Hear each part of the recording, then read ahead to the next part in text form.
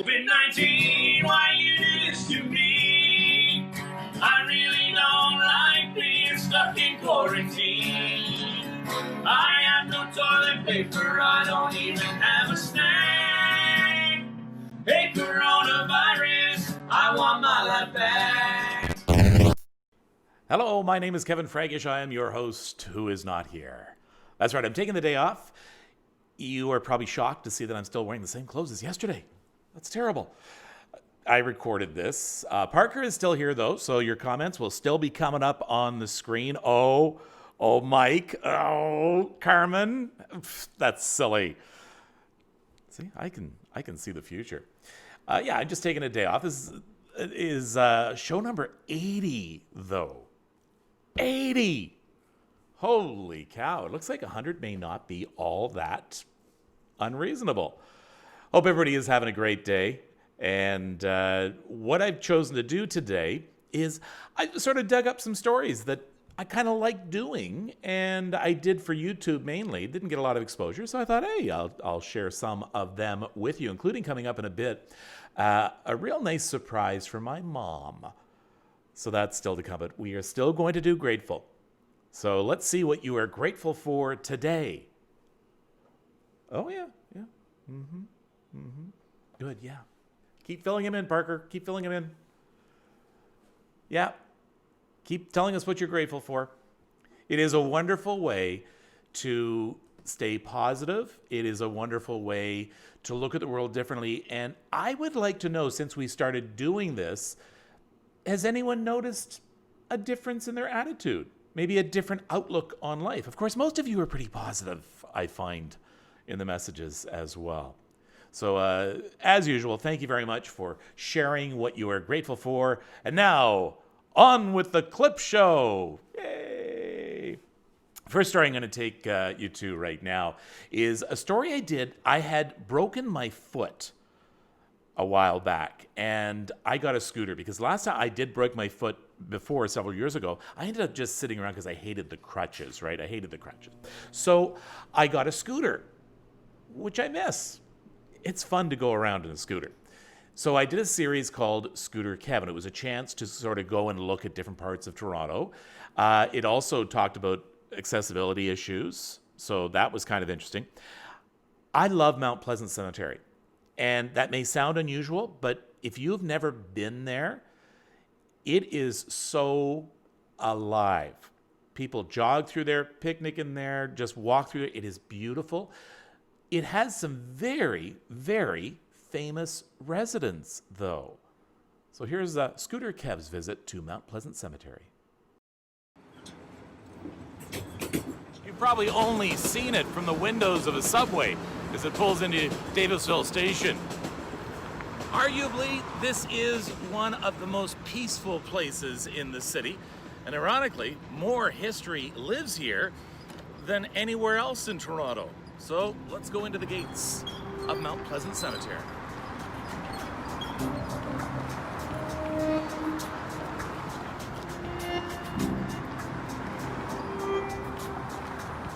Our first stop is perhaps the most famous resident and the most famous mausoleum here at Mount Pleasant, and that is the Eaton Mausoleum. Timothy Eaton is buried here. He, of course, was the founder of the Eaton's department store, and now the Eaton's name is associated with philanthropy across the city. So I'm working from a map here, and just around the corner from the Eaton Mausoleum is another very famous resident here. A little more difficult to find. Oh, there it is. You can see why this was a little more difficult to find because it's become hidden by overgrowth. Foster Hewitt, the father of play-by-play hockey, a Canadian voice heard in the early days of radio and then TV, credited with stringing these four words together for the first time on any airwaves. The next stop here at the Mausoleum and Crematorium. In fact, our next resident actually has this building dedicated to him. William George Barker, better known as Billy Barker, the most decorated war hero not only in the history of Canada, but the entire British Commonwealth. He was a World War I flying ace. You know what I really liked about him? He was a bit rogue at times. He would go out on missions that were not authorized and be successful at them. he once as well buzzed Piccadilly Circus in London just for the heck of it. Yes, this is the unmistakable gravesite of Steve Stavro, former owner of the Toronto Maple Leafs, founder of Nob Hill Farms, among other things. I've been looking for this next marker for the last 45 minutes. I finally found it. You may not recognize the name. Jenny Smillie Robertson, Canada's first female surgeon. Back in the early 1900s, no hospital in Toronto would employ her or even allow her to work in the hospital. She went to Philadelphia, trained there, did surgery there, came back to Toronto, and again was not allowed in any hospital. In 1911, she got together with a number of other women and organized Women's College Hospital, actually working out of people's homes. She did her first surgery on a kitchen table. Listen to that. It's so peaceful here. All you can hear are the birds, some heat bugs, and if you listen really carefully in this section, you'll hear this. That's because right there is the grave of Glenn Gould, one of the most renowned pianists Canada has ever produced.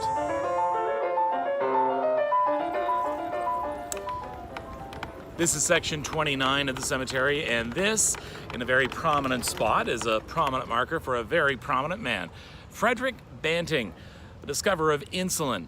Then, just around the corner, the gravesite of Charles Best. Banting and Best. Best was actually a student at the time. Only worked with Banting because he won a coin toss.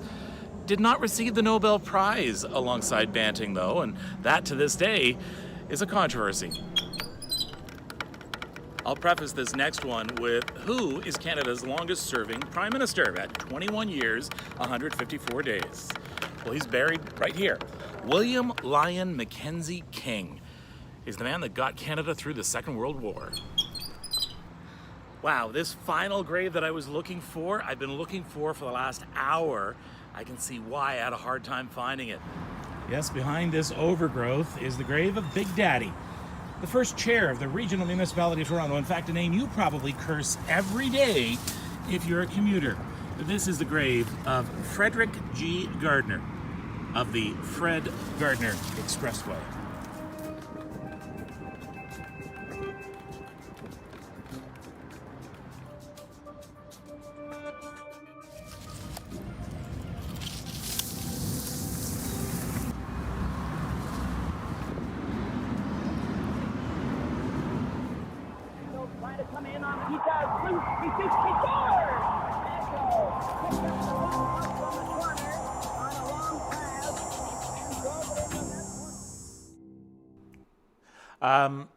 I got to go back and see if that puck is still there. I hope it is. I certainly hope it is. And I hope that the overgrowth hasn't taken over. Those were the days when I had someone cut my hair for me. I cut my own hair now. As if you couldn't tell.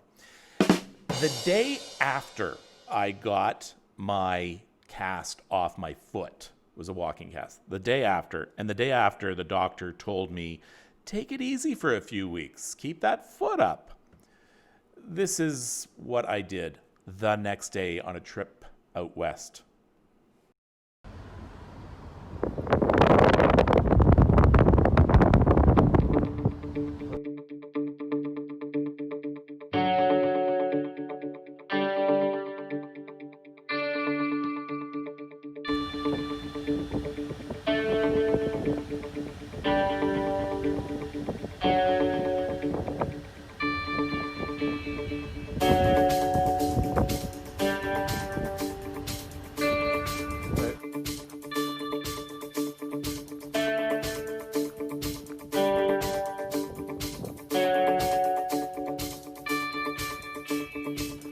It is a beautiful trail.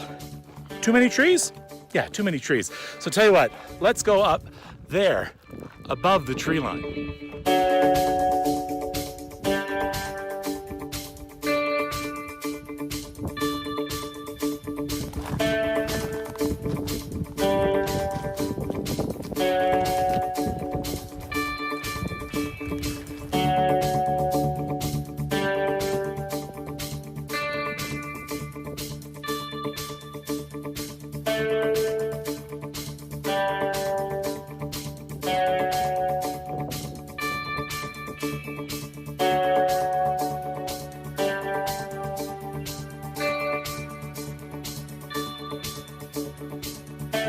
when you make it to the top,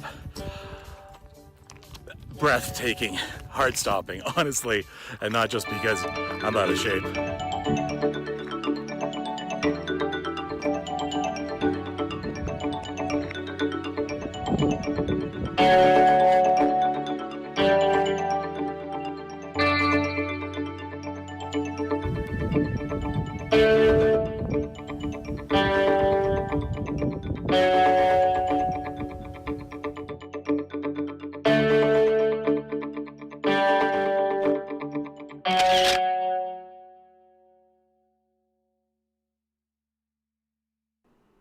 It truly was, and to this day, the most beautiful place I've ever been, and most peaceful. I could have sat there for hours. It was fantastic, absolutely fantastic. If you ever go out to Vancouver, go south of the border and do that. Really worth the time. A couple of weeks ago, we introduced you to a couple of gentlemen who are homeless and living on the streets in Toronto. And I did a story not long ago about a man who lived on the streets off and on. The way I met him was through a photo contest. And they do this contest every year where they give people who live on the street the disposable cameras and just get them to show us the world through their eyes. And he was one of the finalists in that contest. His name is Distant Thunder. And what I love about this, as I did with the gentleman we talked to a couple of weeks ago, is you really see he truly is a human being, and he has a message for you.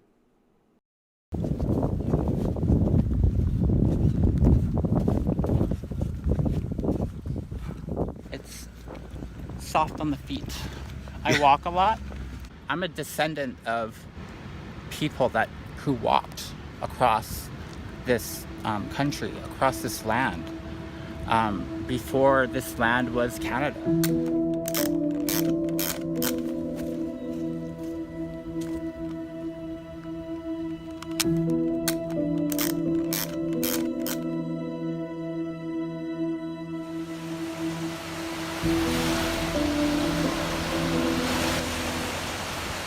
People are going to form all sorts of judgments watching you right now.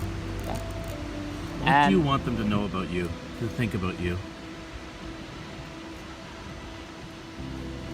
I'm kind.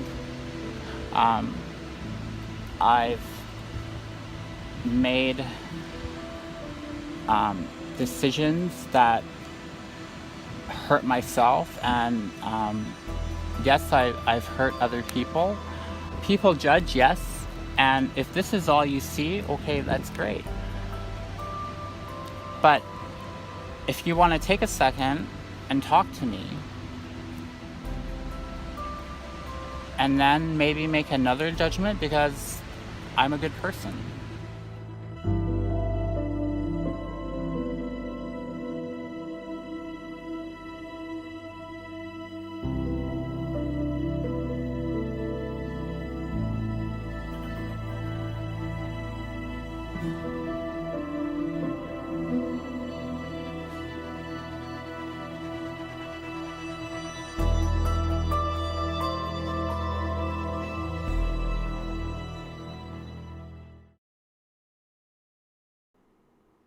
It's interesting, right, to look at the world through someone else's eyes.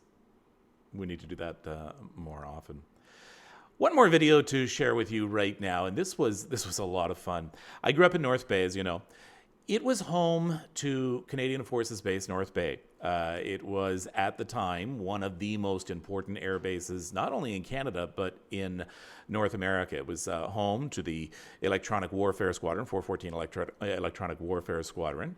But it was also home to the Hole. It was called Sage. It later became the Rock. It was underneath the Precambrian Shield, and it basically was a response to what was happening in the Cold War. So the installation worked underground. I'm proud to say my mother worked there for many, many years as a civilian, and she just thought the world of the place. It has since shut down. It is abandoned. it takes very special permission to go down there, and I'm very glad that the Department of National Defense allowed me that permission, because I wanted to take my mom down one more time. And I took her up to the base, and she had not been there in many, many years. Canadian Forces Base North Bay is now a complete shadow of its former self. It still houses some very important military installations, but it's nothing like the bustling base it used to be. So join me now as I surprise Mom. I wonder. Look at all the buildings around. Oh yeah. Oh my gosh. It's changed. Oh, has it ever changed? You right there? Yeah. I just want to go in and get a couple of shots around here. Okay. Well, Mom, this is Colonel Burton from 22 Wing. Yes. And he has a surprise for you. So we're going on a little trip this morning. Oh? Yeah, we're going to go down and visit the hole. No! Yeah, we're going to take a little trip. Oh my gosh, how wonderful! I heard you have some experience down there. Hi, I'm Francis. Francis. We'll good. be your chaperones today for the underground tour.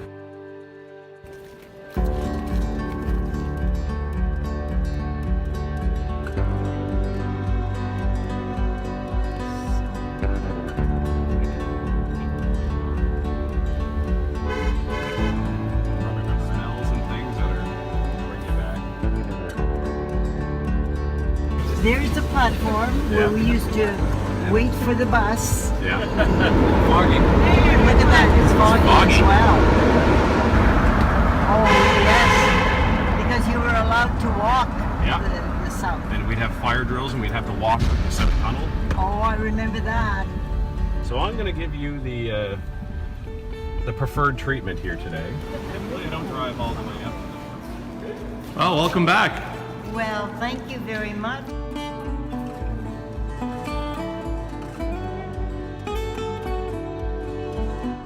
Remember the colorful arrows on the floor, of course. Primary and secondary egress routes. Well, I think that one was the one that you had to walk under the building. Yes. Yeah. Okay, here is the rock. That's the actual physical rock they have carved out to put a freestanding 3-story building right here. This is underneath the building, and special shock absorbing girders in case the earth moves. It just doesn't very much here though.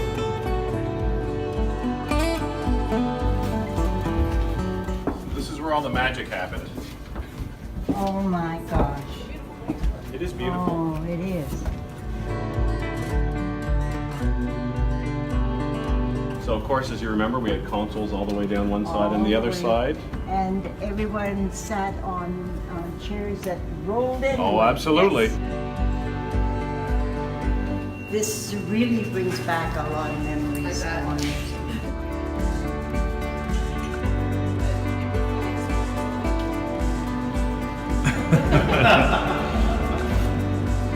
You're moving 19 times right now. Look at that.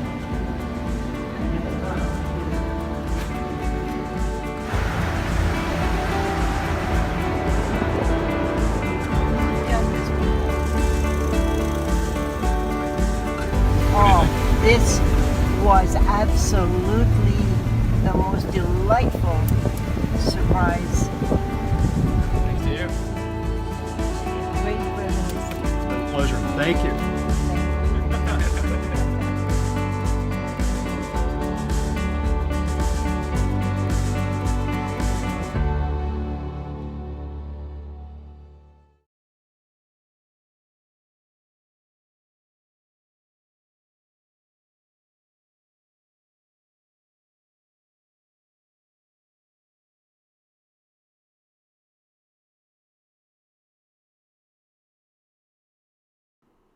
That last smile made it all worthwhile. Yeah, so many memories at that base. And it was always just so busy. And so many things happening up there. And that part of our history, in a way, thankfully is gone as the Cold War ended. That there was no longer a need for that installation. It would just be nice if all threat of conflict was to come to an end and there'd be no need for basis period. But I don't know. It's going to be a busy week. Tomorrow's going to be a really good show. If you have any health-related questions whatsoever, and it could be about anything, about sleep, about your diet, about how you're feeling, about anything, you cannot stump this guy. You can't.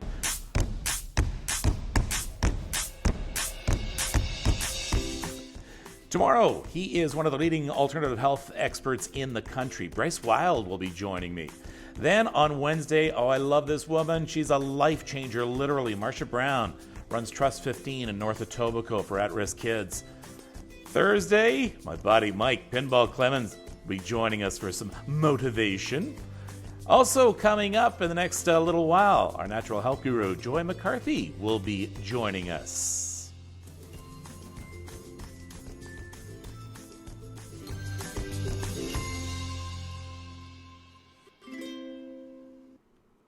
I hope that bum Kevin is back at work tomorrow because this is ridiculous. I had to fill in for him. Parker had to fill in for him. Thank you very much for at least tuning back in again. Until tomorrow, take care of yourself and take care of each other. COVID-19, why you do this to me? I really don't like being stuck in quarantine. I have no toilet paper, I don't even have a step.